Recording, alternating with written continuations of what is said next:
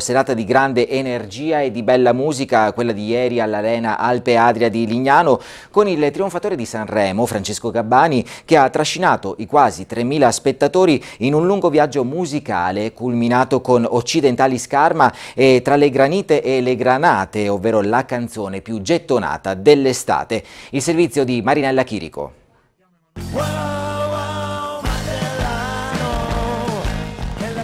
Francesco Gabbani è lui la nuova stella del panorama musicale italiano. A confermarlo il tutto esaurito ieri sera all'Arena Alpe Adria di Lignano Sabbiadoro, teatro dell'atteso concerto del trionfatore di Sanremo.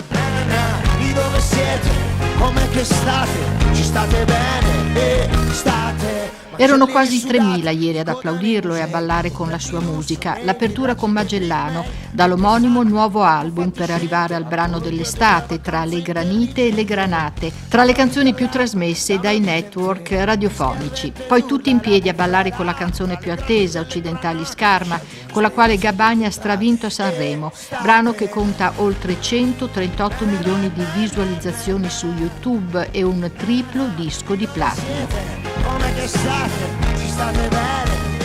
In 2 anni il cantautore 35enne di Carrara ha fatto letteralmente il botto, primo artista nella storia del Festival di Sanremo ad avere vinto nelle 2 principali categorie della manifestazione canora in 2 edizioni consecutive. Nel 2016 come esordiente con Amen, quest'anno nella categoria Big con il brano Occidentali Scarma, cui vanno aggiunti un 6° posto e un premio della critica all'Eurovision Song Contest 2017.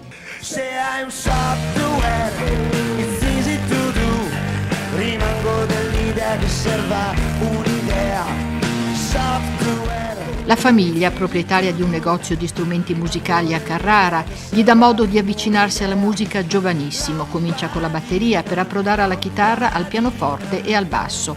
Talento, tenacia e anche tanta gavetta hanno fatto il resto. Per lui meritati applausi e richieste di bis.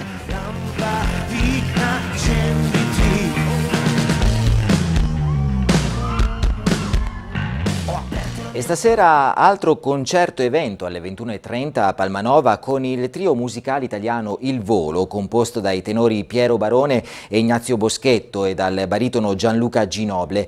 Il concerto rientra nella tournée Una notte magica, omaggio ai tenori José Carreras, Placido Domingo e Luciano Pavarotti. A Palmanova, presso Piazza Grande, il concerto sarà diretto dal maestro Ramon Tebar. Napoletano, italiano e internazionale il programma della serata.